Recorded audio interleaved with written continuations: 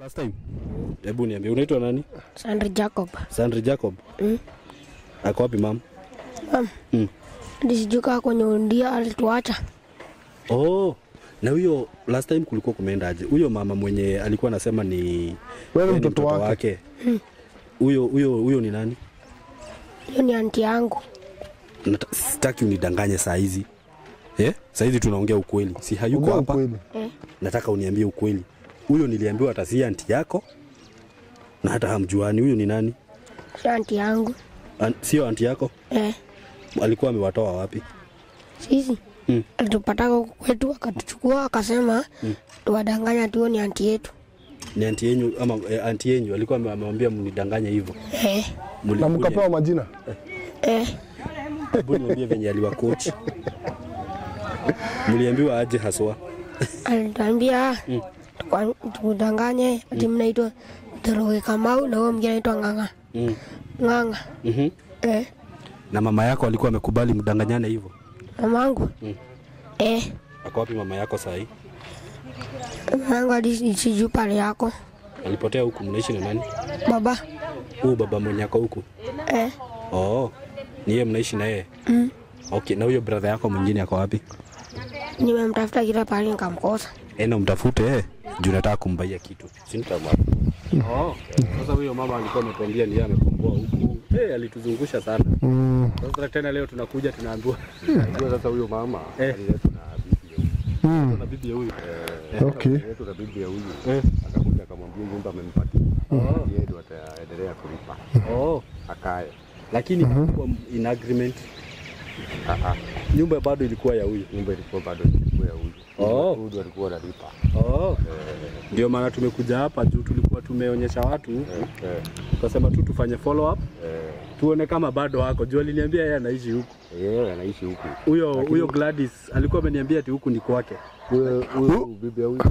Mwingine. Hapana, huyo alikuwa bugeni, alikuwa ameletwa. Sasa yeye alikuwa ameniambia ati huku ni kwake. Huku si kwake. Kwanza. Sasa ndio maana nimekuja.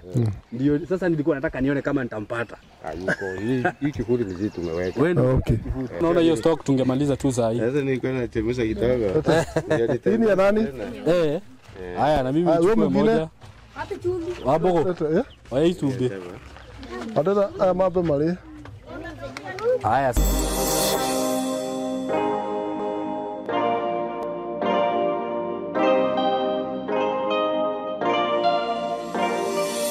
Ndakugeithia we mwega murata wakwa na mwiroreri wakwa. Maritwa makwa njitagwo Saimo K. Karibu sana ndakunyita ugeni muthenya wa umuthi. Ningwiraga ukeigua we haria hagirire. Muthenya wa umuthi warora uguo kuria ndiguciria ni urona ndi kundu kwega muno mugunda mwega muno. Thutha wakwa warora ni njui urona all greens na ndi haha courtesy of Tayari Lands and Housing. Ndrare haha ngikurehera mugunda ungi turakwendagiria haha kabati last week ona ndonani na thiku inya urakorwo wathira. Ino ni project ingi njeru ndakurehera iri haha Kithioko. Kuma haria ndi nginya Kithioko ngwiciria ni handu ingitengera na nginye. Na uhoro wa Kithioko ni ngutariria uhoro wa tauni ya Kithioko na njira nene muno. Ngakwira ni tauni njega, tauni ikurite muno. Gutiri kindu utangiona Kithioko, kindu o giothe ungienda. So nigukuria murata wakwa na we hau wona video ino tiga gweterera. Broti ici cia Tayari citikaraga. Mugunda uyu ndinaguo haha thaa ici utinangiirio broti cia 50 by 100 no hutitie barabara ya kuingira mugunda ino haha. Mugunda uyu ukomeire barabara haha kuma Ramini haha Ramini ukuingira o kilomita 1.5 ukorwo wi mugunda-ini. Mugunda uyu ugatinangirio kundu kwina maneiba, kundu kwina mai, kundu kwina thitima, kundu kwina mathukuru, kundu kwina indo ciothe irio rabatara. Ungienda kurima guku no urime, ni urakiona uria irio cireka. Ungienda gwaka neighbors wako hapa sio kubahatisha. Withike na ihenya. Namba ya thimu 0715 99 99 09 0715 99 99 09. Ungienda guka ofisi ci haria Thika. Ukiingira Thika hestage twitaga gatito hau. O hau ni ukona building itagwo Mco Plaza building. Uke ku third floor room 302 ukinye ofisi ya Tayari ku. Bei ni 160. Broti ya 50 by 100. Iyo ni cash hamwe na title. Wenda kuriha na installment ukuigirira deposit ya 50, balance urihe na mieri 6 na cigo ka 180 including title deed. Uko karibu sana na mharakishe stigathire. Ndugetikira gutugwa murata wakwa. Asanteni sana. Yes, karibuni sana watu wetu. Tuko hapa mimi na Mr. Wambogo na tuko pande ya Naivasha mahali kunaitwa Banda. Last weekend nielezee tu kidogo. Tulikuwa hapa Banda juu kuna story tulikuwa tunakava ya Madam Flani alikuwa anaitwa Gladys, alikuwa amekuja studio na kukakuwa na hitilafu kidogo ama kukakuwa na drama kidogo, na kutoka hapo tukakuja huku Banda last weekend tukajaribu kufuatilia story yake, na hapo ndipo tukapata kwa story yake kulikuwa na uongo mingi sana. Sana. Na kwa hiyo story yake kuna mzee tulipatana na yeye mwenye Gladys alikuwa amechukua watoto wake ndio wakuje wadanganyane aseme ni watoto wake. Sijui kama umepata hapo, lakini sasa hiyo story yote iko pale YouTube. Ukitaka kuangalia kama hukuangalia unaweza enda hapo na unaweza iwatch. So huyu mzee sasa mwenye tulipatana naye, najua kama umefuatilia hiyo story, huyo mzee najua unamuona hapo mwisho. Mwenye watoto wake walikuwa wamechukuliwa, mwenye nyumba yake ilichomwa. Tulikuwa tumesema tutakuja tufuatilie maneno yake, tujue mahali yamefika. Tulikuwa tumemwachia troli ya mayai, tujue kama ameanza kazi na venye maisha inaendelea. Ndio maana tuko hapa siku ya leo. So uko karibu sana, tuko hapa na Mr. Wambogo. Vipi? Uko fiti? Niko chonjo kabisa. Thank you. Naona umevaa tu mabling na nini? Yes, unajua. Ndio yake ni ndo mno. Unajua sasa mimi ni mtu wa mabling. Unafurahisha watu sana huku. By the way, unaweza wasalimia? Thank you. Na nimeshukuru sana kwa juhudi leo umekubali kunileta huku. Siwezi kataa kukubali. Ninakwambia ni kazi ya Mungu. Ni kweli. Lazima tuifanye. Na hivi kusaidia watu ndio inaitangwa kazi ya Mungu. Unajua watu wengi wajuagi kazi ya Mungu ni gani? Kabisa. Ni kama hii. Salimia tu kwanza nisalimie watazamaji, niwaambie asanti, shukrani kwa wingi kwa sababu ni kweli. Kutoka ile siku tulikuwa hapa, kuna kitu wamefanya. Kabisa. Na hiyo ni maajabu ya Mungu. Na watabarikiwa sana zaidi. Kwa sababu huyu jamaa wetu amesema kuna kitu ameona. Ni kweli. Amepata supporters. Ni kweli. Hata kama ni kidogo. At least tumeona mkono wa Bwana. Tumeona mkono wa Bwana. Kabisa. Thank you. Asante sana Mr. Wambogo. Yes. The first time nilikuwa nimekuja na Mr. Wambogo nijua alikuwa ameona hiyo story ya huyo mama mwenye alikuwa anaitwa Gladys. Na akafeel anaweza taka kumtembelea, ndio maana tulikuja na yeye mara ya kwanza. Na venye tulikuja na yeye mara ya kwanza kukachipuka mambo ingine. Actually watu wanajua ni huyu alitoa pesa za kubaia huyu jamaa mayai. Tuliwaambiwa hivyo. Ni yeye alitoa pesa za stock. So lazima tungekuja na yeye pia leo. Ndio tuone venye kazi inaendelea. Na nigwiciria Ngai aguteithia ri nigwenda tutwaranage nawe kaingi. Thank you. Rĩrĩa ndĩrathiĩ gwĩka maũndũ ta maya rĩ tũkarehanaga nawe. So wenda mũrũmanĩrĩre naniĩ mũthuri ũcio araikara nyũmba ĩrĩa mũrona harĩa, na nĩ ndagĩkora gũkũ kwĩna aikaria broti ĩno, no nyende kũmageithio hanini tũcoke rĩu nĩgetha tuthiĩ twarie na mũthuri ũcio tũigue harĩa maũndũ makinyĩte. Yes. Karibu sana. Kawathiĩ itakũgeithĩtie kamera-inĩ. Sawa, reke ndĩmũgeithie cia rĩera-inĩ. Mũrĩ okuo wega? Mami nĩ ũkũgeithia andũ? Ndĩrenda gũkorwo wĩkĩrĩ-inĩ o kũmageithia tu. Na nĩ makenaga mũno. Ũkati ũmageithie tu. Ũmageithie no marĩrie gĩthũngũ ta hĩndĩ ĩyo ĩngĩ. Makenire mũno nĩwe. Reke tũgeithio nĩ mama wa kijiji twarĩ nake hĩndĩ ĩyo ĩngĩ na atũgeithie. Na ningwenda unajua kitu moja mam, nikikuja huku kuna vitu lazima ni verify kutoka kwako. Sasa kama naweza taka kujua huyu mzee ameniambia naishi huku, naweza taka kusikia kutoka kwako. Na kama unamjua vizuri ni mtu legit ama tena nitakuja kufanya vitu zingine hapa tena nisikie mambo zingine. Sasa unajua nikisikia kutoka kwako itakuwa hata watu wakisikia kutoka kwako itakuwa mzuri sana. Hi. I don't know whether it's good morning or it's good afternoon. Good morning, everybody. Good morning. I thank God that Simon K is back again here, and he has come for the follow-up of the previous incident which we had here. Yes. We had an issue, and those people who follow Simon, they know what had happened. True. Simon, thank you with your group. We have seen what you have done since the time when you left here. It's a great thing, and may God be glorified because of you. Amen. And also we pray that may God do great and wonderful things through you, Simon. Amen. And now I thank God because now, since the time when you came here, we have seen what you have done to Zachariah, the Mukuria. We call him Mukuria. Okay. Now he can sell something, they can eat, they have somewhere to sleep, and even they bought new clothes, and even they have got somewhere to sleep. Wow. These are God doing. Thank you. May the Lord of Lords and King of Glory may be glorified for that. Amen. And also because Simon, you have come back. I know you have come for the follow-up. Yes. To see what you did, whether it's having any fruits. We can see the fruits of what you did. And also we know that more and much things and greater things are coming to this person and this family. True. And in the question you ask, if we can be able to answer, we will. God bless you so much. I know this man, I think since 2013, at the time when he came here. Okay.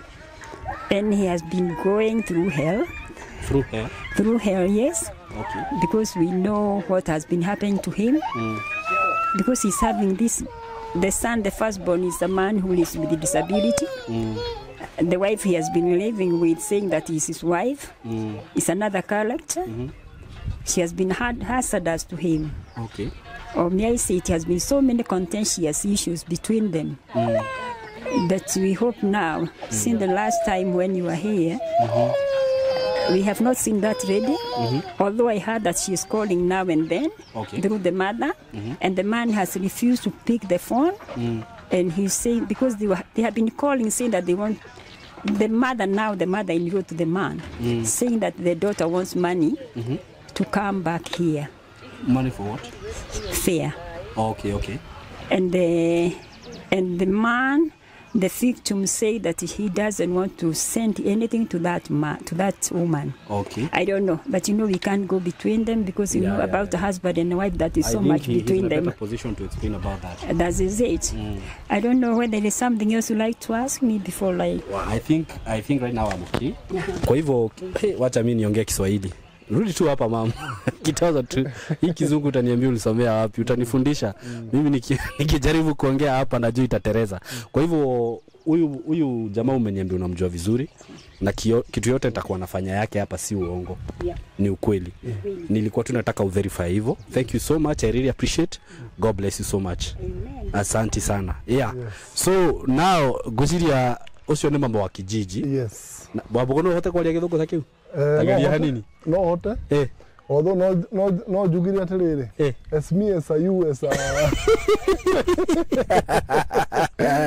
wow. University. Dago vieta hedo graduation ya your brother.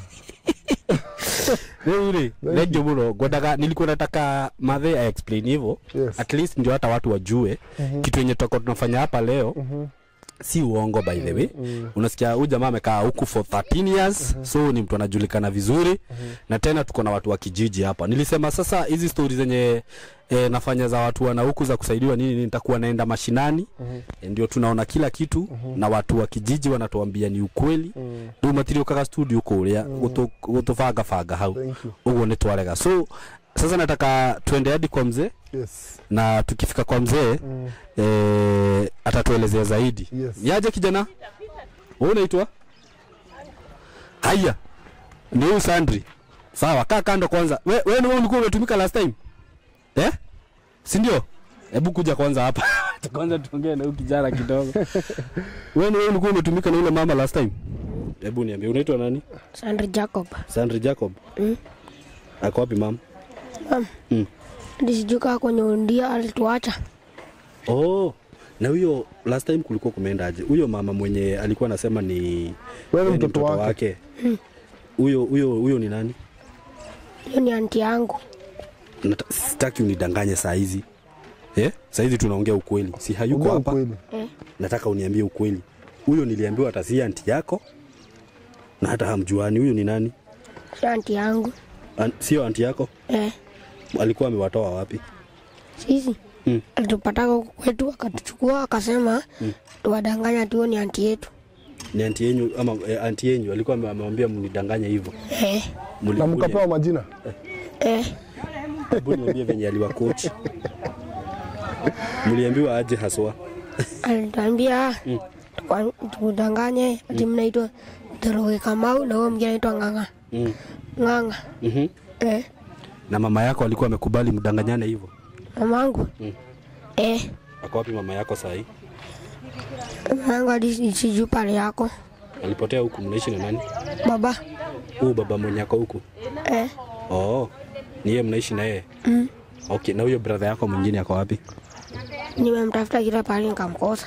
Na umtafute juu nataka kumbaia kitu, si ndio? Hata yeye alikuwa ameambiwa ndanganyane. Sasa venye mlidanganyana mlikuwa mmepewa kitu? Kitu? Alikuwa ametuambia tuwadanganye, alafu ati mtakuja mpe pesa aende chupa ngie yogurt. Alikuwa amewaambia nitampe pesa muende mnunuliwe yogurt.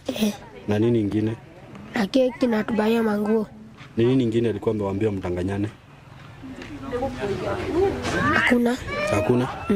Sasa nataka uende unitafutie brother yako. Brother yako anaitwa nani? Ng'ang'a Zakaria. Ng'ang'a Zakaria. Enda umtafute. Sasa leo lazima niwabaizo. Unaona hizo wakati mlikuwa mmeambiwa mtabaiwa na hamkubaiwa? Leo ndio ile siku sasa. Sasa nimekubali kuongea ukweli. Leo lazima nikubaie hizo zote. Si ndio? Utaenda kumtafuta? Utaenda kumtafuta? Alisema ati anaenda town, sijui hadi ameenda saizi gani. Sasa unanidanganya tena. Kweli. Anaenda town lakini kijana mdogo kufanya nini? Si anaenda kutafuta maembe kwa kule. Kutafuta maembe? Za nini? Ya kukula. Kwani hana chakula? Baba hadi masaa zingine anakuja hadi saa 2 hadi kunywa chai na anakuja. Sasa yeye hadi bado ya kunywa chai. Kwa nini? Baba anachemsha mayai. Hamna pesa za kununua chai? Pesa? Baba hana pesa ya kuwapikia chai? Wewe unaenda shule? Jana ulienda? Jana? Kwa nini? Uniform zangu hadi zilichomeka. Uniform zako zilichomeka? Hamna uniform sasa? Hata vitabu? Vitabu niko nayo. So uniform ndio tu hauna? Na brother yako? Brother yangu hadi ana kila kitu. Kwa hivyo hamjakunywa chai sasa? Sawa basi. Mnanunuanga maziwa wapi? Kuna duka. Bina cash? Acha, no gari mwile. Nikae mudo na cash. Una cash? Acha tutafute pesa uende ununue maziwa. Unajua kupika chai wewe? Anapikanga? So mtatupikia chai? Sawa. Mnapitanga wapi? Nikienda kwenyu ni huko? Sawa basi. Makoda cash. Manege unageta lele. Madhi ona vitu tiko kenywesha hiko huko. Etiko. Sawa, unaona sasa umekuja kuwa kijana mzuri, umeongea ukweli. Mtu akiongea uongo inakuanga ni ngumu sana, lakini ukiongea ukweli inakuanga sawa. Hodi. Unataka niingia ama Ukiingia kuna karibu sana. Ingia. Niingie? Okay, aya. Ni mayai unachemsha huku? Kafisha hata huko ale. Karibu sana. Asante nashukuru. Sasa kijana, huko ndio kuona dhini yewega. Hii ni msichana. Huyu ni msichana? Yule anaitwa Lisiani. Ni aje? Hiyo ni nini unapika? Mboga? Okay. Uko salama? Kwa hivyo hata nimefika tu venye mayai zimeiva. Kabisa. Mayai iko mzee. Ni aje kijana? Thank you. Unataka kupikia ugali? Huyu ni yule mtoto nini? Huyu ni yule mgonjwa. Anaitwa nani? Anaitwa Simeon. Hata husikiki. Anaitwa Simeon Nchagwa. Ni aje Simeon? Nchagwa. Okay. Ndio tumekuja huku. Karibu sana. Mayai imeiva tukule? Na nimesikia vijana hawajakunywa chai. Tutanunua maziwa wapi? Watoto wamekunywa chai. Na kijana ameniambia hajakunywa. Kweli? Leo hawajakunywa. Hawajakunywa. Hawajakunywa chai, tutanunua maziwa wapi? Wacha wakule, masaa imefika ya lunch. Acha niwapigie ugali wakule. Wasikunywe chai? Chai watakunywa jioni. Mimi nataka wakunywe saa hii tukunywe pamoja. Sawa. Nani ataendea maziwa? Ni nani ataendea? Utuma huyo atakimbia. Lakini sasa labda ni anunue, mimi sina cash. Sasa hapo itabidi tuweke namba ya huko. Ya huko? Yoga duka. Waambiwa China ndio wapewa maziwa. Ama ataenda achukue alafu alipe baadaye, kutaenda aje? Anaweza patiwa? Kama mimi nitalipa nitapata. Sawa, enda ukifika hapo, huyo mtu wa duka apigie baba tulipe, si ndio? Ununue maziwa ngapi? Tokumwira. Fika Utuambie. Umwambie mtu wa duka, uko na namba ya baba yako? Apigie baba. Haya. Si ndio? Kimbia kabisa sasa ndio tukuje chai. Yes. Na ununue mikate, sawa? Hizi mayai leo hata haziendi kwa soko. Ununue ukifika hapo kwa duka. Hauzi na packet? Anauza. Ukifika hapo kwa duka, baba kitu tutakwambia, si ndio? Hata karatasi utachukua, uko na mahali unaweza weka? Wacha aenda atauziwa huko. Aenda utauziwa karatasi hapo. Hizi mayai leo umetengeneza kachumbari? Ndio sijakata, ndio hiyo tunachiana. Si ndio customer kwanza. Si tunaweza kaa hapa nje? Ndio tuongee ama? Hakuna sita. Si ndio? Asante sana. Ndigwa. Oya mwana ule niwe mwana uyu. Mwana uyu uri. Kanyambe ndaririo horo wa mwana uyu hanini. Tutu nitufoga tukera wa tuweka ate. Na huku ni banda kuna samaki, lazima tukule samaki leo. Samaki iko lakini bei ndio kali. Hata huku ziko na bei kali? Na kuipata tena najua sasa. Inakuwa bei kali sana. Umeniambia huyu kijana anaitwa nani? Anaitwa Simeoni Njago. Huyu ni yeye Simeoni? Njago. Huyu ni yeye first born wako? Huyu ndio wa kwanza. Okay. Huyu kijana ni mwenye alikuwa angechomekea kwa nyumba last time. Ndio huyo sasa. After nyumba kupata moto, huyu kijana ni yeye alikuwa anatakikana achomekee huko. Kabisa. Lakini Mungu ni mwema, alimuokoa. Hakuchomeka. Ako hapa. Uliniambia ako na shida gani? Ako na shida ya ugonjwa wa kifafa. So haongei, hatembei, hafanyi kitu yote. Sielewi hata naweza kojoa hapo tu mahali anakaa. So anajiendea choo, anajikojolea, anajifanyia. So huyu mzee sasa umeona ile maisha anaishi ndio hii. Uko na watoto wangapi saa hizi wenye unaishi nao? Kuanzia nao ni watoto 6. Na mnalala wapi? Hapa tu. Mnalalia nini? Watoto iko hapo, yani watu walitusaidia ndio tuna. Zile zenye ziko pale nje. Wow. So mnalala tu kwa hii nyumba? Na ndio mnapikia? Na kila kitu ni hapa? Hata kuku inalala hapa. Sorry? Hata kuku inalala hapa. Kuku zinalala hapo? Wow. Pole sana. Sasa mnatoshea hapa mkiwa watu 6? Napanga tu hiyo kwa sababu ni kuku inatoka hapo mpaka hapa. Hata wengine hivi. Okay. We, sawa. Sasa juu tumekuja huku leo, wacha tu update watu so far. So huyu kijana ako hapo, naweza taka Mungu akisaidia tu naweza taka kijana kama huyu asaidike. At least akapata mahali anaweza enda, mahali inamfit yeye mwenyewe. Mahali anaangaliwa vizuri, but najua Mungu atafanya mambo. By the time tunamaliza hii story, wacha tuone venye God atafanya, si ndio? Naweza taka tukae pale nje. Hapa tunaonekana vizuri? Wacha tukae pale nje, ndio tupige story na wewe. Na tujue venye unaendelea, si ndio? So tuketume haja hanini? Yake duta matube. Mie hebu kwanza niuzie moja nichape saa hizi. Chumvi iko wapi? Ketule heraja. Ilikuwa hapa ile nasi. Hata nyinyi chukueni nitawanunulia. Mtu mwenye anataka mayai. Mimi nataka. Unataka? Chukueni mayai hapo, mniambie ni ngapi. Matube ni toko yo muthi. Sawa, zipange basi, wacha zipangwe basi. Tukwera haja. Regi muno eroreria itu. Gwiciria no murono ria tuthiite. Wambuguno wakiona ni kuri andu ndire uruga ringi wina thina ri. Yes. Ugakira ugatumagia ni wega ringi kuonaga maundu ta maya. Ni wega gweka mathabu. Na Saimoke ireke ngwire undu umwe. Nitutuagia rwimbo rukorwo kanuaga tunuini twitu. Tukira hathina na kana tukiuga thina. Niguo. Na hindi urauga thina. Wina handu rakoma. Ndakwira. Ciana cie thukuru. Wanyita. Ciana ni ireire. Waigua ici citinyuite nginya cai. Man. Wanyita. Na thaa ici ni thaa cigana? Thaa ici ri. Thaici nĩ thaa mũgwanja. Nĩ thaa mũgwanja ĩrathiĩ. No kĩhoto nĩ atĩ citirĩ ciranyua cai. Ndakwĩra. No rĩu ithe eka mathabu atĩrĩrĩ, handũ ha hũthĩre ciringi 200 ma gũcigũrĩra mũgate na iria rĩ, kaba ndĩcigũrĩre acigũrĩre mũtu ũcio amarugĩre matharũ na kĩndũ gĩgĩ tũngima. Na nĩmona kono we no mathabu macio ngĩka. No mathabu macio ngĩka. Ũguo rĩ, nĩ kũrĩ andũ mageragĩra.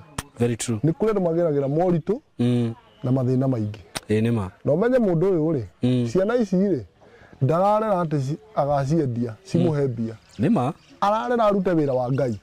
Tondũ kũrĩa nĩ kũruta wĩra wa Ngai. Nona ciana iria ũreraga uko ukiruta wĩra wa Ngai. Na nakũrĩa rĩu wewe mũhunjia, he mũhunjia ũratũhunjĩirie ũguo. Yes. Aratwĩra ũreciria atĩ mwana ũcio rĩ nĩ Ngai wakũheire. Wĩta rĩrĩ. Yes. Sorry? Wĩta steward. Ũmũrorage. Warĩkia rĩ. Yes. Ageka ũrĩa kwenda nake. Na ti atĩ hena marĩhi atĩ wetereire atĩrĩrĩ thutha wa kũrĩkia kũrĩra mwana ũcio rĩ. Atĩ nĩ ũkareherwo ng'ombe 10 kana rori. Tondũ korwo ũtonga nĩ ũciaragwo gathuri. Ona we thaa ici ũngĩra mama atĩrĩrĩ ambe atige na twana rĩ agũciarĩre rori. Akĩrĩ guo. Nĩguo nginya. Rĩu wa mbere haha rĩ ũrutaga wĩra mũritũ wa kũrera wetereire marĩhi kuma kũrĩ Ngai. Very true. Tondũ na ciana icio ũrarĩa ti ciaku nĩ cia Ngai. Nĩ cia Ngai. Nĩ cia Ngai. Nĩguo. Koguo wĩra ũrĩa mũthuri ũyũ araruta na maũndũ marĩa arahĩtũkĩra maũndũ maritũ mũno. Very true. Yes. Mr. Zakaria, umemaliza kutoa? Okay. Hata tunaweza ongea tu kama tumesimama juu nimeona ndona ta hatari na tuti. Naona ici nicio makomagira. Tondũ matirĩ na ite gũkũ rĩ, reke tũrũgame. Sawa. Kijana amekupigia simu? Hajakupigia bado? Sijapi nipigie simu. Lakini simu yako unajua mbugu zinagothoga na. Simu yako simu yako naingia nasikia saa zingine inaingia mteja. Ni network. Hapa network. Lakini akipiga si atakupata. Sasa Mr. Zakaria. Wewe kwenyu ni wapi? Kwetu ni Kuria. Kuria? Kuria iko wapi? Nyanza. Migori County. Hebu nipe story yako kidogo kuelewe. Uko Kuria? Venye umegrow ndio hata ufike hapa. Venye nifike unaweza vaa hivi ama utoe? Afadhali nitoe juu nikivaa hivi umri yangu ifikia kuvaa kuelekea nimepita. Sorry. Asante. Sasa kufikia hapa mwenzangu ama tunaweza enda tukalie ile kitu ama tutaulizwa?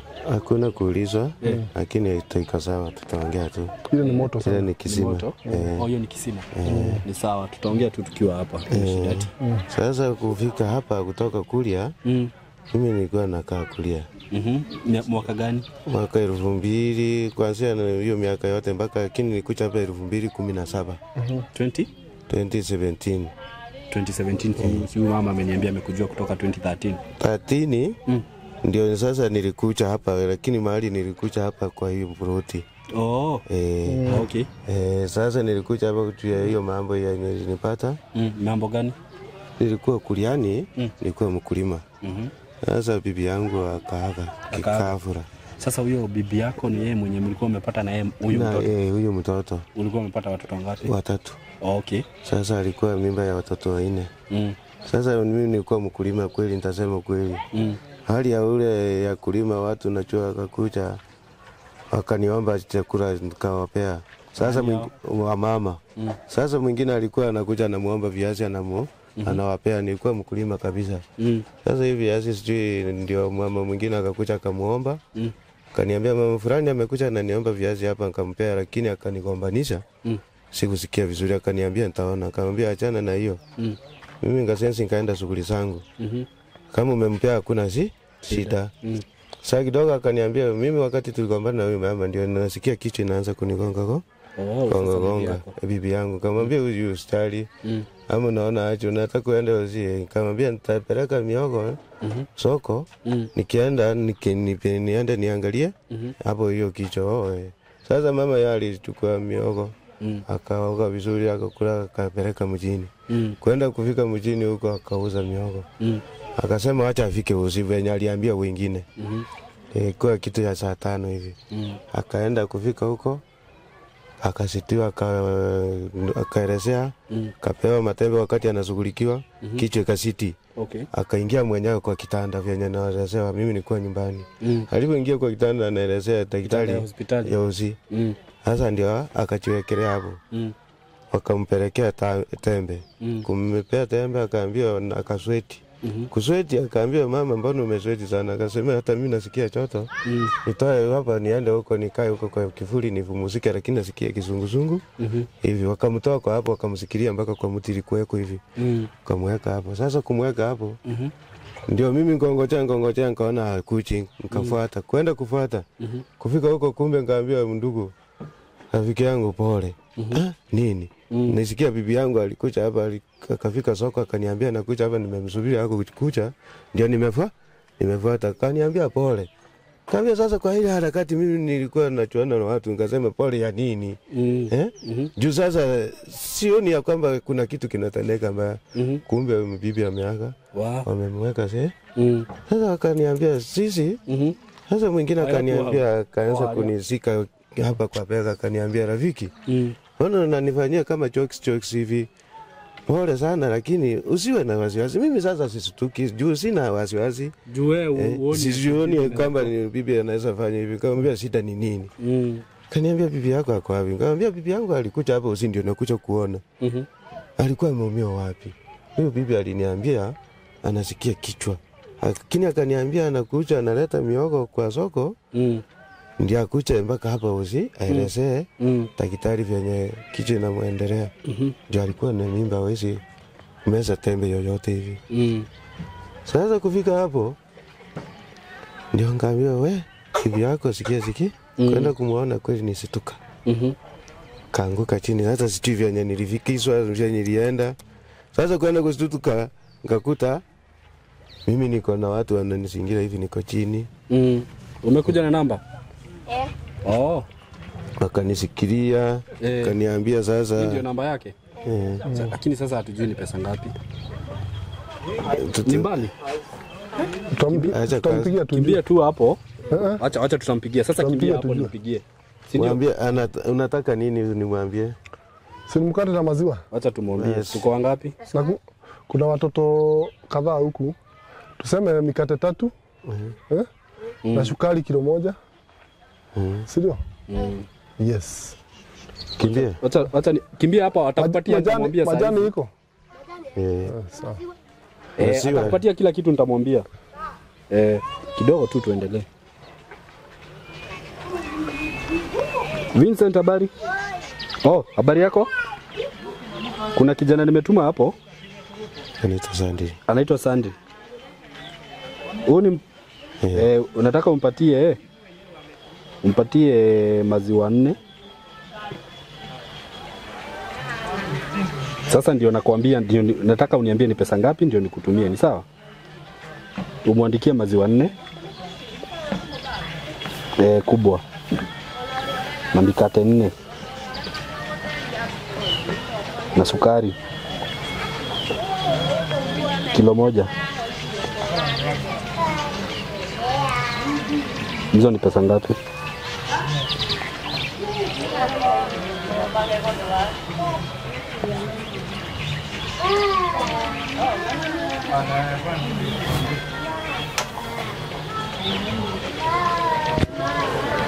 Umehesabu? Ni how much? Okay.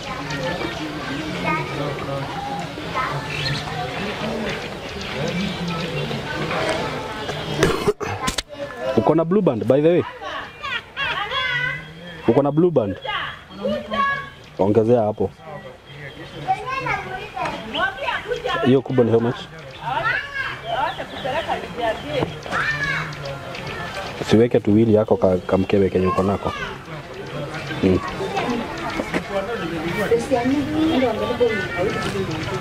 Sawa, nakutumia kwa hii namba. Okay. Sasa venye ulienda hapo ukapata wewe ukaanguka. Nikaanguka. Sasa nilipo kusituka vizuri ndio ngakuta watu wetu wamekuja wa jamii. Sasa wananipepa wengine sasa hata makasini zangu. Wananiambia waacha kufanya hivi acha kusituka. Sasa Kenya kilikuwa kinanisitua sana nikisikia mtu analia. roho ilikuwa inakata, sijui nilikuwa nasikia kisungusungu. Nikisikia kilio tu nauliza wapi fulani, naanguka hapo tu. Ni kama vile juzi nilikuja hapa ukapata kumechomeka, ninapigiwa simu. Kufika hapa mimi Kenya niliitwa ni mtoto huyo. So ulisikia hivyo hiyo time? Sasa kumuita wakati hakuitika, nikaona hapa ni kubaya. Sasa ndio kaenda mambo ikaisha, ukazika yeye huko. Sasa kwa ile harakati yenye nilikuwa naona kukaa hapo na watoto wanaangalia hii kaburi, wanasema baba, hao wazee walifunika mama hapa na sanduku, kwa nini? Watamtoa lini? Nikasikia ubaya, nikaona siwezi kaa huko. Nikakuja pande hii. Okay, ukakuja pande hii. Sasa nikaona kukaa huko watanipea stress, na hapo siwezi kaa. Ni mama ni mkongwe. Ni kweli. Sijiwezi huko. Sasa nguvu zikaisha tu, nikaona hapa kuna makambuni. Naweza kuja nitafute, ndio sasa nimeisha. Ng'ombe zilikufa. Na zenye nilizungulikia naye zikaisha.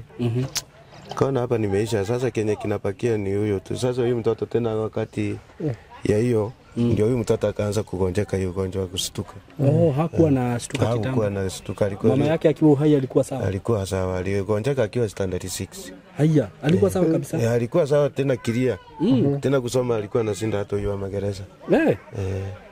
Ama niyo kitu shock ya mama yake labda ilimshika. Sasa hapo ndio siwezi elewa. Akakuwa hivyo, nikaanza kutibia. Kaona tena na wengine ni hivyo tu. Ananiuliza mama atatoka lini chini nini. Kaambia mama acha nitembee huko kwa kampuni, ndio nimeisha ng'ombe ya kulimia sina. Nimeuza sina kitu.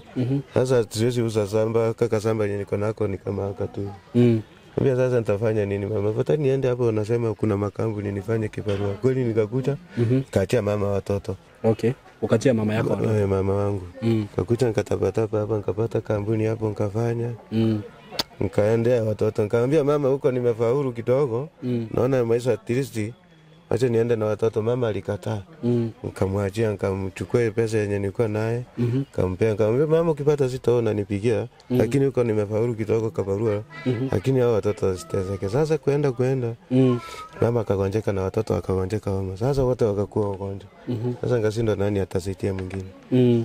Kuomba kampuni ruhusa iko kubali. Na watu wamegonjeka nyumbani, na kweli nilikuwa na pesa, sikuwa na nje nyingine hivi. Kaambia kama mnyinyi mnakataa kunipea ruhusa, hata hii kampuni nitaacha. Juu watu waitu ni wagonjwa, mtoto wangu ni wagonjwa, niliwaambia. Sasa mnanikataza na napigiwa simu, na nisikia vyenye wanakohoa. Afadhali niache kampuni niende niangalie watu wetu. Kweli nilifanya hasira, nikaacha manguo zao hapo, ngatoka na hasira. Kaenda kwenda mpaka huko kweli nikuta mama ni mgonjwa, watoto wangu ni wagonjwa, huyu maliva anakohoa mbaya, huyu mpere kila kitu imemuuma. Nikauliza njagwa chapa na pato ni yale. Ambia mama wali nafikia sasa naona mtoto. Niko huko kwa kampuni, nasikia kuna kati ya kulipia watoto wanatibiwa, acha niende naye huko. Nijaribu nione kama nitamsaidia na hiyo kati. Mama akakubali. Sasa nikachora Kiswahili kizuri yenye nitamtoa hao watoto. Juu naona hata ni mzigo, na kweli nilikapata hiyo akili, nilimwambia nikakuja na watoto. Sasa ukakuja ukasota huko. Nikakuja kakaa hapa. Kachukua huyu mtoto na hiyo kati, nikamchaziri ndani, kampeleka huko Kichape. Kaangalia, wakanipimia, kamwambia pongo yake ndio anataka apimwe, ndio iko na shida. Sasa nikaambia nikapigia wale nyumbani simu, nikaambia sikia vyenye naambiwa, sikia hata barua ndio hii Kichapimeni, sikia nikawapea, wakaongea na wewe mkubwa wa daktari. Kaambia saidia huyu mtoto apasuliwe kichwa, ndio tuangalie shida yake. Operation. Huko unajua, akasema mtoto huyo akifanywa operation atakufa. Mara wengine wakasema hivi. Sasa nikasema nisipokubali wakuu nitavujika guu. Katumia ya wale wazazi, nikasema sasa nyinyi wacha nikae naye hivi, kama Mungu atatusaidia nikimuona hivyo akuwa hai. Juu kweli huyo ndugu yako alifanywa operation alikufa tu kutoa. Kuna jirani wetu tena alifanywa operation hakutoka theater. Acha tumuone hivyo basi, Mungu tumshukuru. Atamsukuma siku zote na mlinda tu. Kaniambia nimrudishe huko, ngamwambia mahali nafikia siwezi kukuletea tena mama, mahali nimefika na watoto. Lakini daktari alikuwa amekwambia ati ni operation inafaa ifanye. Afanywe operation kichwa. Kwani waliona shida ni brain imekuwa damaged ama nini? Sasa hapo sikusoma, sasa ndio sijui kweli rumtaki. Hizo makaratasi sasa zilichomeka hata hizo? Hakuna kitu kimepakia. Na sasa huyu Njeri, huyu mlipatana na yeye aje? Sasa ndio nilikuja hapa Naivasha kukaa kampuni hivyo. Wakati hiyo hasira ilinipanda kaenda. Kurudi kampuni wakanikataa. Kasema nifanye kiburi.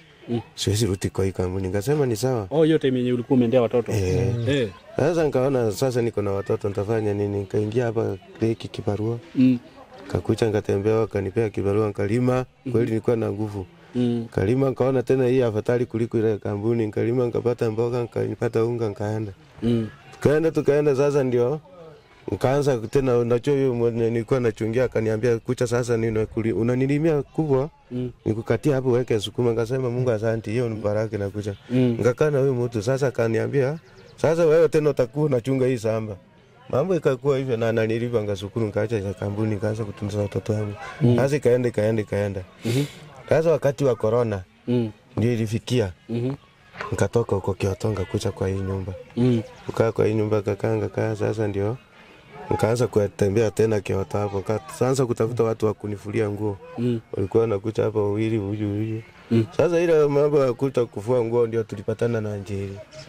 Anatafuta naye kibarua. Okay. Sasa nikampata hapo akamwambia nifulie hizi nguo. Hivi na hivi akanieleza sitaki tena nikaona yangu afadhali kuliko yake. Kwani yeye alikuwa na shida kuliko? Nikaona tena yeye aiste yake fenya ananielezea nikaona afadhali yangu afadhali kuliko yake. Anambia nifulie nguo ukimaliza nitakulipa waende waangalia watoto, lakini master akaniambia katoto alikuwa nako ndio hiyo hapa anaitwa Lishani. Mgani? Lishani ameenda. Ndiko alikuwa nako katoto. Alikuwa nako kwa mgongo. Kamuuliza sasa huyu mtoto mna gani? Mbona kaambia hata chakula kitu. Kaambia sasa ende tununue maziwa vya nyuna nasema, kanunua maziwa. Kaisha nikapea mtoto tukatengeneza chai, tukakunywa, tukapika, tukakula. Kanifulia hiyo manguo. Sasa hapo ndio tulipatana na hiyo mama. Kaniambia hata sita yake venye iko. Kweli nikamtembelea. Kumtembelea huko ngakuta tusiwa vitu nje hivi. Kwa Korinto. Kaambia pole mama, sasa tutasaidiana. Kaacha nikuchukue wewe unakaa huko karibu unanisaidia kufua. Kaona kweli ako na nguvu ya kufua. Kaona yeye nimepata bibi ya kufua. Kamleta nikamkombolea hiyo nyumba ya kwanza ile. Sasa akaanza kuwa ananifulia. Mwisho akaniambia ukinikombolea nyumba hiyo mambo mengine ya chakula nitafanya. Kaambia sawa. Sasa umemkombolea kama bibi yako ama kama nani? Kamkombolea sasa kama mtu mwenye nimempata kwa shida. Juu vitu vimetupwa nje, watoto hana mahali ya kulala. Kama sasa yani nikamhurumia tu kabla sijamwambia kwa bibi yangu. Sasa juu akaa hapo akua hata ananisaidia kufua anapata kibarua kingine anaanza.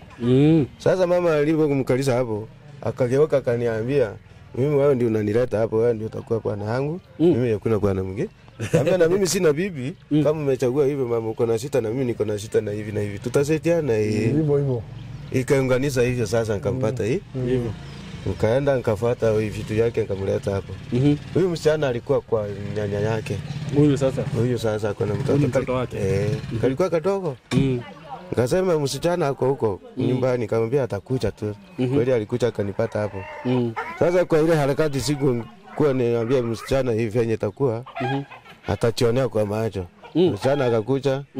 Kweli kuingia hapa msichana akaamuka kanisalimia, nikaona ako na heshima. Mambo ikaendelea hivyo ndio ikaendelea hivi.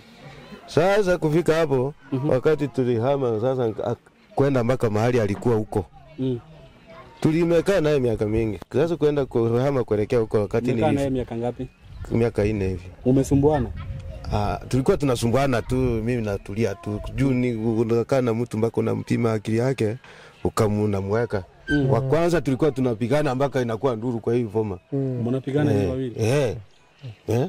Mpaka hao majirani wanatukataza lakini mwisho tukakuja tukaelewana. Mnaulizana nini? Vurugano tu ya nyumba tu, mbwaki tu, unajua wanawake wakikuletea na wewe mwanaume ukiwa na hasira saa ingine wanakuambia yenye hukufanya. Na wewe unaona sasa nani alikuwa anapiga mwingine?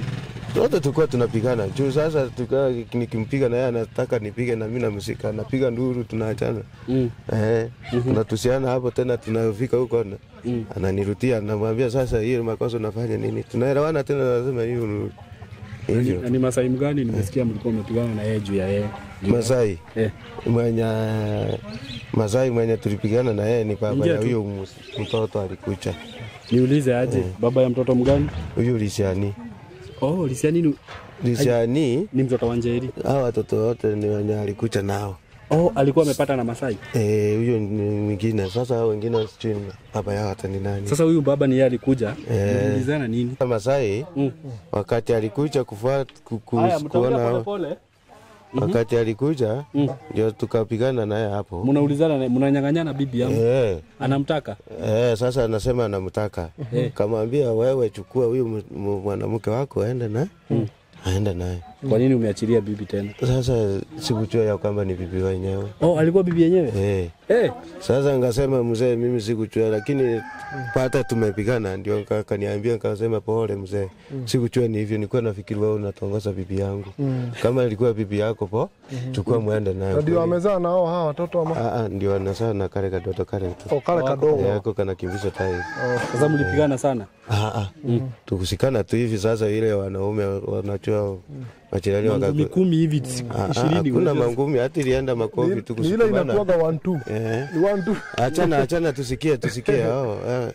Mzee akasema ni hivyo, nikasema pole mzee. Tena nikanyenyekea nikamwambia chukua bibi yako kama ni hivyo sikujua. Alimchukua? Akamchukua wakaenda naye.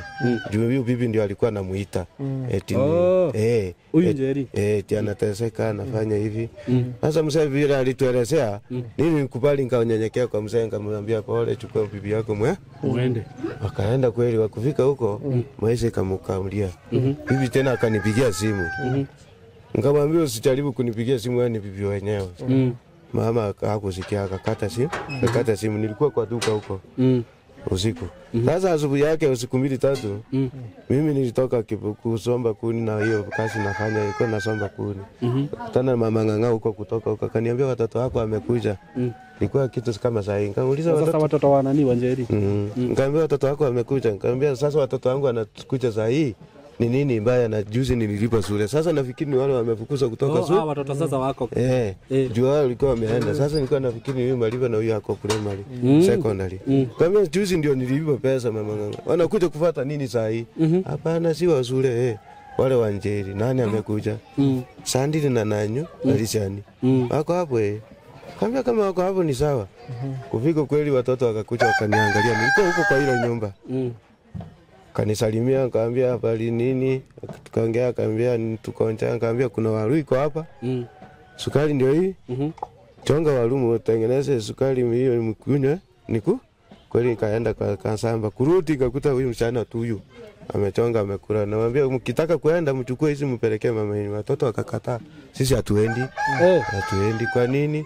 Hatuendi unyondia, hatuendi shule, hatufanyi nini, hatukuli. Kaambia kama sasa mama yenu yuko wapi, ako hao, hata situchitu ako Kyoto. Anachukua nani? Sawa Kaambia mkienda Kyoto mahali hako, utachukua hii walimu ende na. Akaambia sisi hatutoki hapa. Ngashindwa, ngasema sasa hii watoto walifuata na baba yake tena. Kapigia mama kijiji simu. Mama kijiji, sikia watoto tumeongea na yeye. Sikia watoto wamekuja hivi na hivi. Na huyu watoto baba yake alikuja akasema ni wake. Na wamerudi, sasa nitafanya nini? Mama kijiji akaniambia kama watoto wamerudi wameacha bibi, achukua watoto usiwatupe. Watoto wanakupenda. Nikakaa nao. Sikuambia watoto, nikanunua chakula wakakula. Nikawatandikia marashi wakakula wakalala, nikaenda shughuli zangu. Nilikuwa naenda kibarua cha kuchunga mashamba hapo. Kaenda kurudi ni hivyo hivyo. Sasa kuenda eti naenda kwa mashamba jioni. Naambia huyo bibi ako kwa hiyo geti. Huyo Njeri. Alikuwa na kale katoto Lisiani sasa. Ngambia kama amerudi sasa kutoka huko Kyoto amefuata watoto. Nikamwambia kama Njeri yako kwa geti, aende mwambie akuje. Sasa watoto wamekataa wendi. Na mimi naenda kazi kwa Wotumeni. Akuje. Tiani nimepigia mama kijiji akakuja nikamuuliza kweli alikuwa anakohoa. Kamuuliza je, shida ni nini? Homa nini? Kamwambia pole. Kaanza kuniambia mastori hapo, nikamwambia sasa wewe kula chakula. Mastori mengi tutaongea kesho. Naona hata wewe ni mgonjwa umekohoa sana.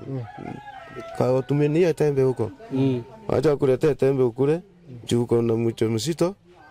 ukule mara moja, hiyo itakusaidia, kesho tutaongea. Mimi nikamwacha hivyo ukaenda. Kurudi watu anakoa vile, nikamwambia sasa hii uko na kati ya kliniki, utaenda kliniki huko? Kampea shilingi 1000, nikamwambia enda tafuta linda mama, chague kila kitu. Kwani ni mjamzito? Alikuwa wakati huo mjamzito. Sasa akiendewa akikujiwa na huyo Masai alikuwa mjamzito. Mtoto ya wangu sasa, mimba yangu. Sasa kaenda kliniki, akakuja, nikamwambia hivi, tunaishi naye mpaka akajifungua. Sasa wakati wa kutalisha ndio nikamwambia nataka kutalisha watoto, takukombolea nyumba uishi. Wakati wa kutairisha hawa watoto wake wangu sasa wako huyu kijana na huyu ametoka hapa na yule kwa shule. Ukamwambia utamkombolea nyumba. Sasa ndio nikamtoa kwa hiyo nyumba yenye tulikuwa, akaenda kwa ile nyumba. Sasa walikuwa wanadanganyana. Sasa nikaanza kulipa huko.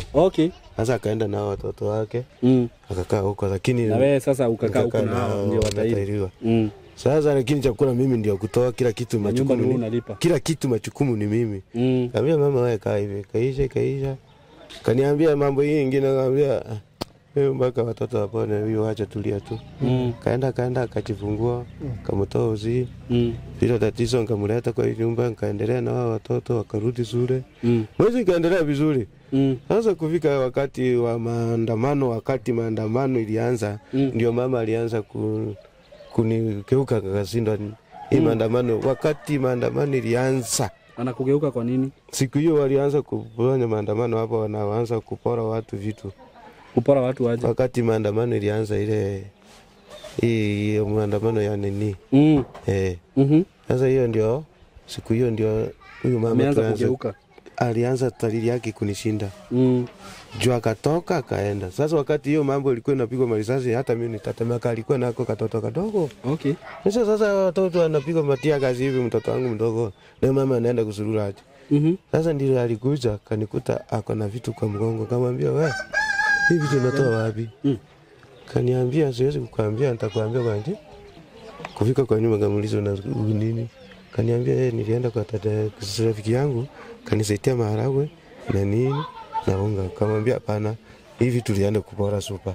Kaniambia mimi siwezi enda supa. Kaniambia kama ni supa tafadhali usifanye hiyo kosa. Mtu anaenda kupora vitu vya mtu. Kaniambia ukweli, nakwambia nilienda kwa rafiki yangu hivi na hivi na hivi. Sasa tukapitana hapo. Kaanza kupitana hapo juu watu nilisikia wamepora vitu. Watu wanapora vitu kwa wale wanaenda kwa supa wanaiba. Sasa akaniambia mimi nilikuwa Kyoto, hata hiyo maneno yote sitaziki. Nakuta watu wanabeba vitu, nikamwambia kweli kama unabeba kitu cha mtu kuleta kwa nyumba yangu ni laana. Juu ni kitu Kenya anafanyia watu wake wakule. Unaenda kumchukulia. Akaniambia siwezi. Kaka hapo. Sasa tukaenda kati ya maandamano hiyo sasa kuna mwanamke alipita hapo. Nilikuwa naye huko Kyoto. Siwezi kuficha. Sasa akatukuta tukiwa na yeye. Mambo ikaanza kubeberuka. Akituana tukiwa na huyu anasema ni huyu. Akituana tuko na huyu anasema ni huyu. Akaanza vita. Sasa ndio ifike ndio akuje kuchoma nyumba. Sasa ikaenda ikafika hapo. Sasa wakati watoto walifungua shule tena, wakapona tena akachirutisa. Kasema watoto wakae huko, mimi tukae na yeye. Haisi lala kwa nyumba. Watoto sasa waende wakae huko kwenye umekomboa. Akuje mkae na yeye. Sasa ngasema kama bibi anasema hivyo, asiseme kuna mambo mengine. Jua anatoka huko ananiambia niko na bibi hapa, naleta bibi usiku. Niambia ukucheni. Akakuja akakaa, ngasema hiyo ni vizuri. Acha watoto wakae huko, acha na sisi tuishi hapa. Wewe sasa ukabaki na huyu. Nikabaki na bibi na akina huyo mgonjwa. Huyo siwezi muachilia. Hao wengine wote ngasukuma huko. Hata huyu msichana alikuwa huko. Na wewe acha akae huko kweli. Tukakaa hapo, tukakaa. Sasa mimi kufikia wakati huyu ameenda shule. Na hao wengine wameenda shule na huyu msichana akaolewa. Sasa nikamwambia kama msichana ameolewa ile nyumba inapakia watoto watatu wewe. Ule ameenda shule na hao watoto waendi shule, wakiamuka waendi shule.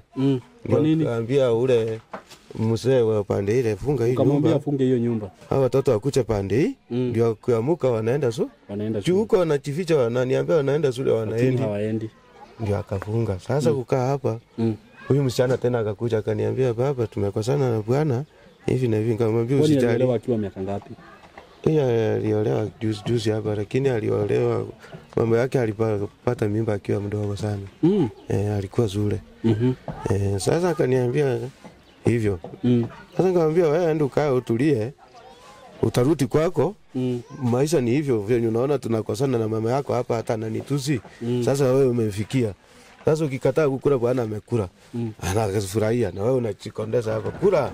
Kesho mambo itaisha utarudi kwako. Akasema hakunijibu akakula hapo. Akasema tunaenda kulala, nikamwambia mwenye mnaenda kulala mnaendeni mlale pande ile. Sasa hiyo nyumba hii. Sasa yeye akachukua lishani na hiyo ng'ang'a na sandili wakaenda huko. Kaambia Mariba kama wewe watoto wengine wanaenda huko na wewe usiende huko. Juu huyu mama ako na mtoto mgonjwa. Mdogo huyo anaitwa Christine. Na huyo Njagwa achielewi. Sasa hata akiamuka kuelekea nje mpaka inapiti. Huyo wacha kufanya hivyo nani? Acha kufanya hivyo. Acha kwanza. Na hii chayo chafunika. Sasa nikamwambia aleni hapa Mariba na huyo mama. Naona huyo mama kwa hapo sasa watoto wengine wameenda pandile lishani huyo anaona tata yake anakuja alikuwa analala hapa. Amekataa wacha aende kumsalimia.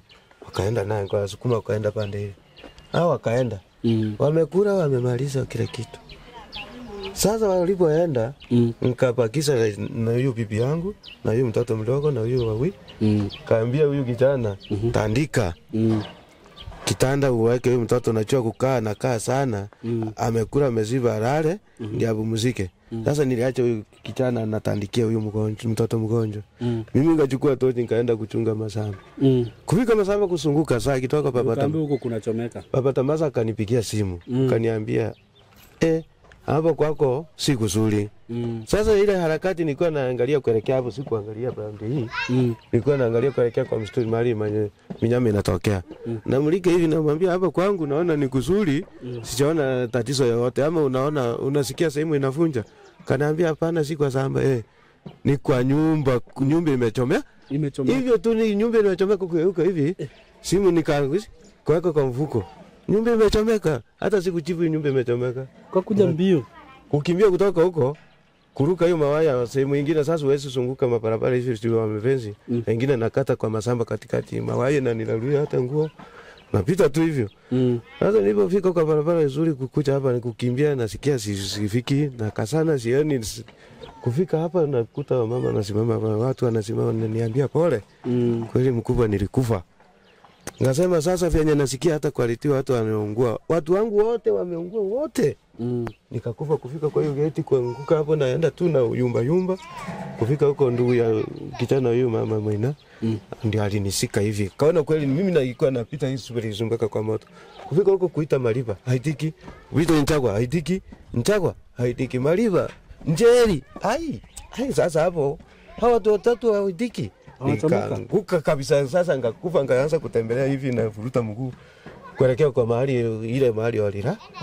Juu nyumba ilikuwa imeanguka mabati imepondeka hivi kuna kitu kila kitu. Nikasema sasa hii ni shida gani? Sasa ndio huyo mwanaume akanishika hivi akaniambia mzee mtoto mwenye tunaokoa hapa ni Njagwa. Ai tena ngasikia tena ananiwa au wengine wameaka wenye tulipata hapa ni Njagwa. Au wengine hatukuwapata. Kweli sasa nikamwambia wapi Njagwa. Ndio kufika hapo mama kweli nilipiga nduru mama akatoka huyu mama. Ndio sasa ukaokoa huyu. Ndio kanileta mahali yako. Kaniambia mpeleke waone mahali yako. Sasa ndio akakuja kwa nyumba ngakuta nalala hapo. Kamuita akaitika. Funua hivi. Ako hai nikamsimamiza. Uko hai. Ngasema asante. Sasa huyo Njeri yeye alikuwa amepanga kuchoma hiyo nyumba. Njeri si yeye alipanga kuchoma hiyo nyumba niseme kweli. Juu hiyo nyumba ilikuwa ya mambao nikaacha kando. Na si nilisikia nyinyi mlikuwa mnaona na nini? Na kando. Sasa hiyo kando ndio tuliacha kwa mlango hapo hivi. Niliacha kiwake nimefikia hivi. Ikaanguka. Sasa ikaisha. Wakati nifike katikati nikaenda. Sasa na vyenye walikuwa wapi kichomeka? Sasa wakati nilienda mimi wakati nilienda na Njeri akaamuka akaenda pande huko pande ile. Sasa wakuangalia sijui alienda kuangalia wale watoto pande ile sijui alienda shughuli sana gani. Wakafuatana na Mariba. Sasa kufika huko ndio akufika kwa wale pande ile wakasikia nduru. Sasa kufisikia nduru kukuja kufika hapo nyumba imechomeka yeye ni kama ndani alitania mtoto amekufia hapo. Akaogopa kukucha. Ndio hata Mariba alifika hapo akaogopa akakimbia kaenda Kyoto.